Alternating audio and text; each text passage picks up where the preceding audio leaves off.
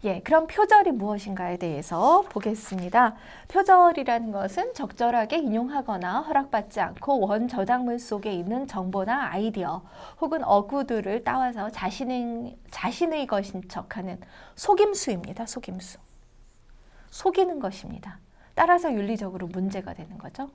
좀 더 나쁜 말을 하자면은 훔치는 행위입니다. 실제로 이 표절이라는 한자는 훔치다, 도둑질한다는 의미를 가지고 있고요. 그 다음에 영어 단어인 plagiarism이라는 이 단어, 표절이라는 단어도 실제 라틴어의 납치자라는 단어, 그리고 훔치다라는 단어에서 유래했다고 합니다. 그러니까 영어로든 한자로든 그 한자어인 우리말이든 이 표절이라는 단어는 전부 다 도둑질해서 쓴다, 훔쳐서 쓰는 것이다 라는 단어인 거죠. 해서는 안 되는 일이죠. 근데 인간의 모든 창작 활동에 관련된 것, 일반적으로 저작권법에 명시된 모든 공표된 그런 공표된 저작물은 표절의 대상이 됩니다. 그러니까 이런 것들을 가져다가 썼을 때 이런 것들을 그냥 조금 좀 가져다가 쓰면 어때? 라고 본인으로서는 굉장히 가볍게 생각했지만 이러한 공표된 저작물들은 모두 다 그냥 가져다 썼을 때에는 훔치는 일이 됩니다. 즉 표절이 됩니다. 그래서 이런 공표된 저작물에 대해서 표절 여부를 따지니까 여러분이 시중에 떠돌고 있는 우리가 흔히 볼 수 있는 이런 것들을 가져다 쓸 때는 반드시 표절이 되지 않도록 정해진 방법에 따라서 그것을 인용해야 합니다. 그러면 표절의 구체적인 유형과 사례에 대해서 생각을 해보겠습니다. 즉 대학생들이 과제를 제출할 때 어떤 식의 표절을 하는가입니다. 이거는 여러분들로서는 상당히 기분이 나쁜다고 생각될 수도 있습니다.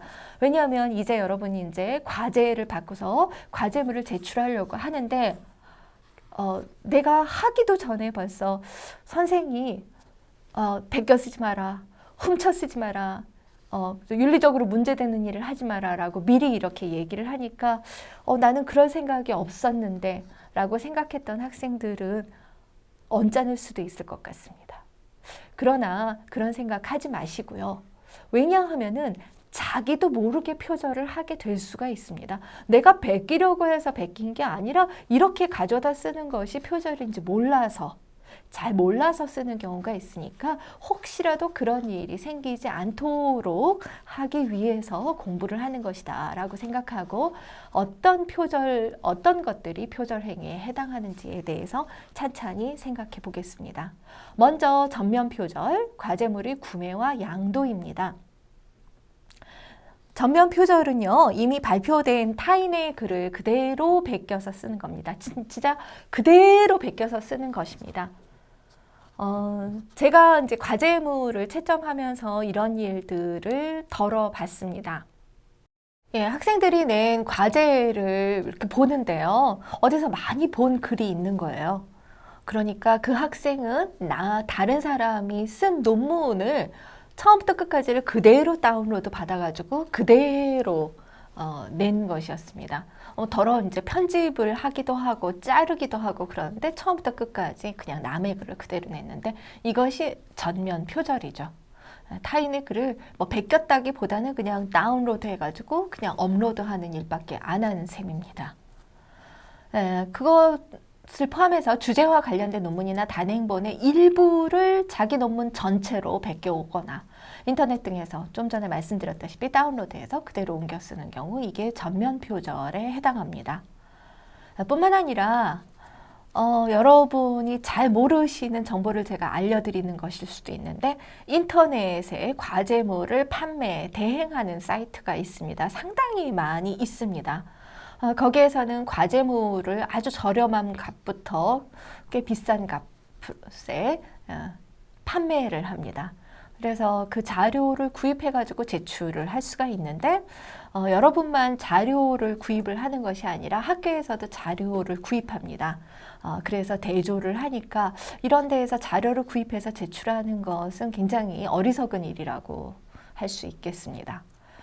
또 다른 경우는요, 다른 사람의 글을 양도받는 것입니다. 이미 어떤 사람이 그 글을 먼저 썼다, 과제를 먼저 했다. 지역대학이 다르니까 한번 이거를 내봐라 라고 하고 줍니다. 혹은 다른 사람이 쓴 글을 이제 뭐 카페에다가 제가 먼저 한번 써봤습니다. 한번 봐주세요 하고 올렸어요. 그런데 본인은 내가 쓴 글을 다른 사람한테 한번 보여주고 이야기를 하고자 쓴 좋은 의도에서 올린 것일 수도 있는데 어떤 학생이 그 글을 그대로 다운받아서 자기 과제물로 이렇게 낼 수도 있죠. 이름만 바꿔서. 그랬을 때는 우린 상호표절이라고 부릅니다. 이때는 글을 다운받아서 올린 학생만 문제가 되는 것이 아니라 글을 올려서 다운받도록 만든 자료를 제공한 학생도 똑같이 처벌을 받게 됩니다. 그러니까 이런 경우를 되게 조심해야 되겠죠. 즉 학생 상호 표절이 문제인데 이렇게 상호 표절을 방지하기 위해서는 자기 글을 보호해야 돼요. 자기 글의 원천성을 지키기 위해서는 그렇게 함부로 다운받지 못하게 한다든가 과제의 제출 기간이 다 지나고 난 다음에 그 다음에 한번 올려본다든가 아니면 자기가 제대로 잘 저장을 해둔다거나 여러 가지 노력이 필요합니다. 두 번째는 부분 표절입니다. 모자이크식 표절이라고도 부르는데 학생들의 표절 행위 중에 가장 흔한 경우입니다. 출처를 밝히지 않고 중요한 부분을 부분적으로 베껴 쓰는 경우인데요. 즉 다른 사람의 저작물에 있는 문장이라든가 구절 이런 것들을 전부 가져오는 경우 전면 표절이지만 그 중에서 일부를 이렇게 그대로 옮겨다가 그냥 짜깁기를 하는 것이죠. 근데 짜깁기를 하는 것은 문제이긴 합니다. 그러나 다른 사람의 글을 가져왔다고 해서 그것이 전부 문제가 되는 것은 아니라고 했죠. 적절한 인용의 방법을 지켰다면 그것은 아주 잘 쓰여진 글입니다. 그런데 문제는 출처를 밝히지 않았을 때이죠. 출처를 밝히지 않은 경우는 훔치는 행위가 됩니다. 저 이것 좀 가져다 써도 됩니까? 허락을 받고 그럼 이런 방법으로 제가 쓰겠습니다. 이렇게 해서 정해진 방법에 대해서 나는 이것을 누구로부터 가져와서 이렇게 옮겼다라고 써야 된다는 것이죠. 이게 출처를 밝히는 방법인데 그렇게 하지 않고 썼을 때에는 표절이 됩니다. 표절을 판정하는 기준이 있어요. 뭐 여러 가지로 생각을 해볼 수 있는데 인문사회 표절 가이드라인에 보면은 좀 오래되긴 했지만 한 문장에서 6개 이상의 단어가 연속적으로 열거되었다면 6개 이상의 단어가 중간에 바뀌는 것 없이 연속적이라면 그 부분은 표절로 본다는 겁니다. 그러니까 여러분이 다른 사람의 글에서 가져올 때 많이 생각을 해봐야 되겠죠. 이렇게 6개 이상의 단어가 연속적으로 열거되도록 가져올 때 당연히 거기에 출처를 밝혀야 된다는 말입니다. 또 타인의 글을 가져오면서 유사한 단어나 문장으로 바꿨어요. 그리고 배열의 순서를 바꿨어요. 하지만 타인의 글에 나타난 주장이라든가 뭐 그런 생각, 표현들의 일부 이런 것들이 그냥 있을 수 있겠죠. 출처를 밝히지 않는다면 이도 역시 표절입니다.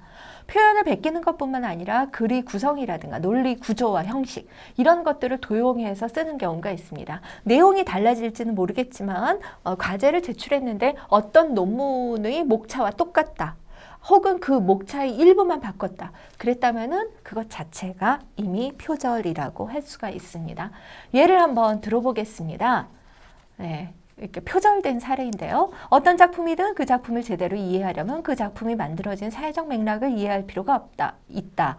토마스 모어의 유토피아도 마찬가지다. 이 작품이 집필되던 당시의 영국은 수많은 사람들이 굶어 죽고 단지 음식을 훔쳤다는 제목으로 교수형에 처해지는 상황에서도 한 사람이 막대한 부를 향유하는 일이 가능했던 나라이다. 라고 썼어요. 어떤 글에 어떤 학생이 쓴 글입니다.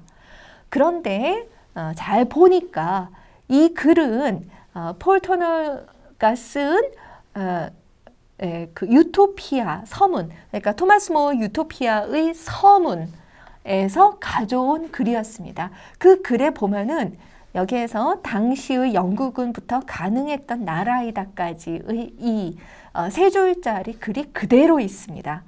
그러니까 그대로 가져온 것이죠. 예, 이렇게 쓰면 표절이 됩니다. 그럼 어떻게 바꿔야 될까요? 수정한 사례입니다. 예, 거기 있는 내용을 그대로 가져다 쓰려면 이렇게 직접 인용을 한다는 표시로서 큰 따옴표를 하고 그리고 주석, 각주를 다는 표시를 해서 밑에 유토피아 서문이라는 것을 이렇게 밝혀야 됩니다. 몇 쪽인지까지 밝혀야 되는데 이렇게 상세하게 주석을 다는 것에 대해서는 여러분이 나중에 학술적 글쓰기에 대해서 더 상세하게 배우게 됩니다. 예, 그 다음에 부분 표절 중에 출처를 밝혔는데 인용을 너무 과다하는 경우, 과다하게 하는 경우, 그리고 방법도 잘못된 경우, 그 경우도 부분 표절에 해당이 됩니다. 내가 거기에서 인용을 하고 난 다음에 출처 밝혔어요. 그러니까 표절 아니지 않습니까? 라고 하지만 상세히 살펴보면은 그 내용이 부정확하거나 인용 방법이 잘못된 경우가 있습니다. 그 중에 많은 것이 또 그 원천성이 없는 경우인데요. 그러니까 A라는 글을 보고서 그것을 인용했는데 사실 알고 보면 A는 O라는 글에서 가져온 것이고 이 O라는 글은 사실은 뭐 무슨 P라는 글에서 가져온 것이다 라고 한다면 원래의 글을 인용을 해야 되겠죠. 여기에서 인용을 한다면 그때는 우리는 인용이라고 밝혀야 됩니다. 이런 것들, 이런 인용 방법에 대해서 잘 알고 있어야 되고 그 다음에 인용이 너무 길어져요. 그러면은 매번 여기도 인용했다, 여기도 인용했다라고 표시를 하는 것이 좀 그러니까 맨 마지막에 한 번만 이렇게 밝혔으면 거의 많은 부분이 본인의 글이 아닌 셈이죠. 즉 인용을 과다하게 한 경우에 해당합니다. 그리고 방법도 잘못됐죠. 중간중간에라도 그 출처 어느 부분인지를 밝혀 써야 되겠죠. 그리고 인용을 했는데 그런데 거기에다가 출처를 안 밝히고 맨 마지막에 참고 문헌에만 썼어요. 그러니까 어느 부분이 내가 그 글에서 인용을 했는지를 정확하게 쓰지를 않은 것이죠.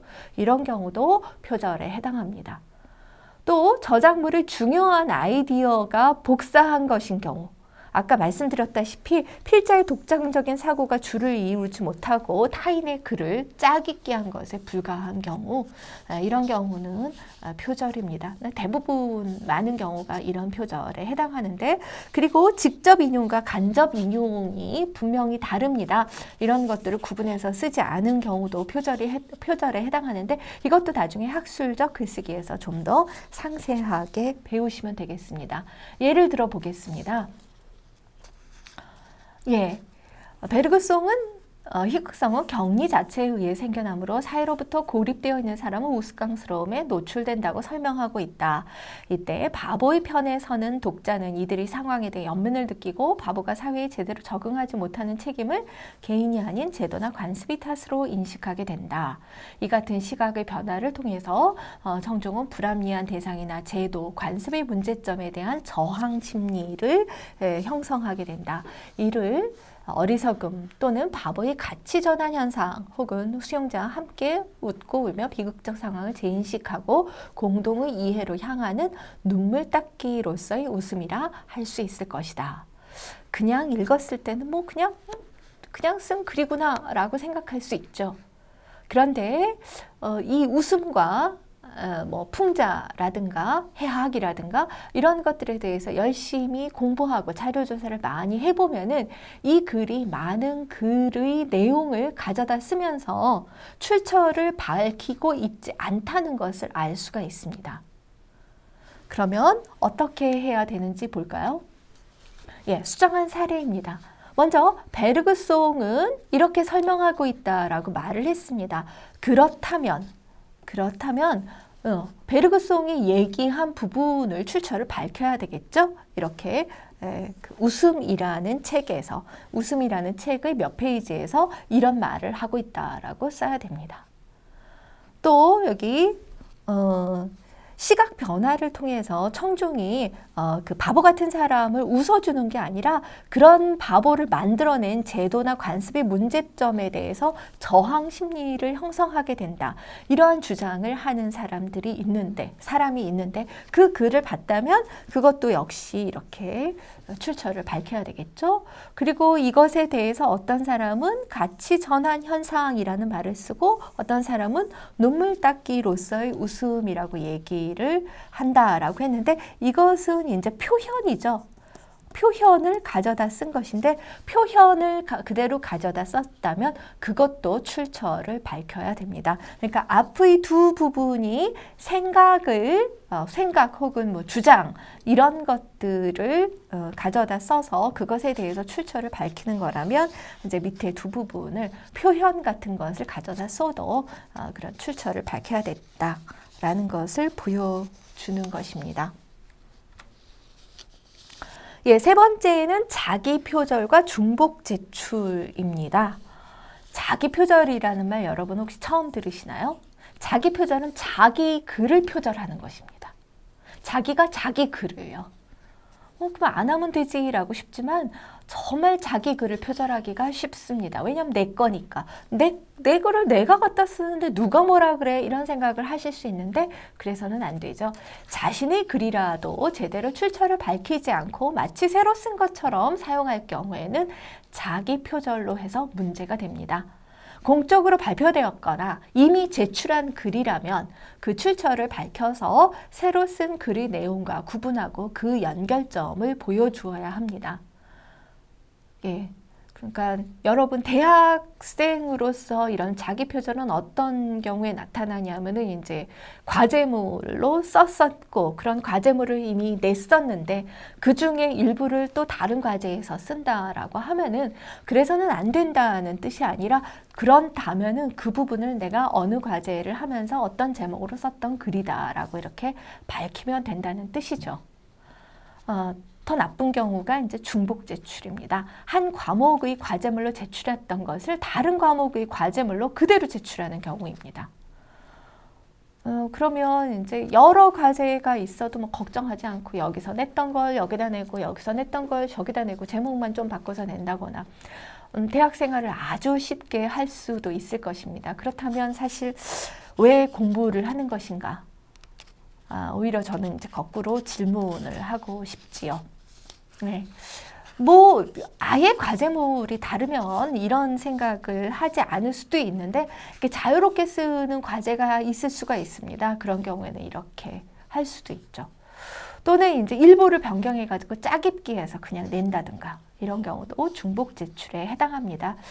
대학생의 학습 윤리에서 굉장히 문제가 되는 부분입니다. 과제물로 제출했던 내용을 발전시켜서 새로 썼다면 인용한 후에 이 내용이 언제 어느 과제에서 작성했던 내용인지 밝히는 것이 좋습니다.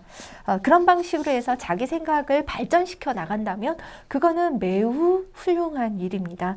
그러니까 자기 표절은 언제나 안 된다가 아니라 자기 생각을 발전시키기 위해서 전에 썼던 글을 이렇게 고치고 새로 쓰고 또 더 진전시키고 이렇게 하면서 대신에 표절을 하지 않고 잘 인용의 방법을 잘 찾아서 쓴다면 좋겠지요. 그래서 표절을 하지 않으려면 이렇게 하라고 많은 사람들이 충고를 합니다. 즉 마감일에 쫓기면 글을 베끼게 되기 쉬우니까 시간 조절을 해야 한다. 일찍 시작해라. 여러분 이미 과제물을 어떤 것을 써야 되는지 아마 알고 있을 거예요. 벌써 쓴 사람이 있을지도 모르겠는데 알게 되면 바로 시간표를 짜서 과제물 보통 이제 한 학기에 이제 3개 정도의 과제물을 쓰게 되는데 어떻게 써야 될지 시간표를 작성해 가지고 조절을 하는 것이 아주 중요합니다. 그 다음에 쓰려는 글의 주제에 대해서 주장을 펼칠 수 있도록 자료 수집을 성실히 한다.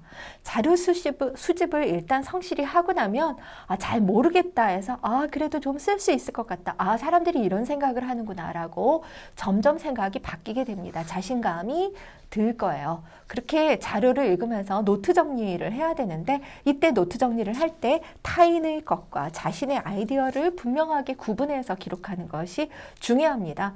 다른 사람의 것 옆에 뭐 이렇게 썼는데 이게 내 생각이었나? 그 다른 글에서 본 것이었나? 헷갈리면 나중에 출처를 밝히지 않기가 쉽습니다.